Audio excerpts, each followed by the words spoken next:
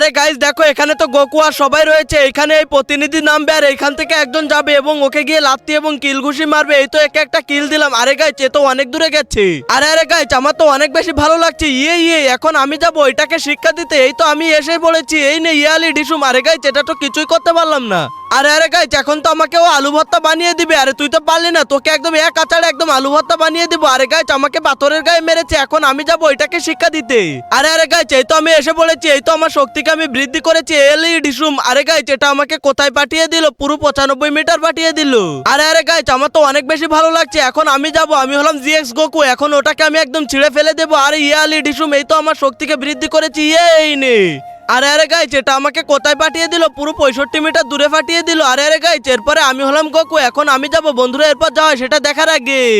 কিন্তু তার আগে তুমি যদি ইন্ডিয়ান আর্মিকে ভালোবেসে থাকো তাহলে একটা লাইক করে দাও, আর যদি বাংলাদেশি আর্মিকে ভালোবেসে থাকো তাহলে লাইক সাবস্ক্রাইব দুটোই করে দাও।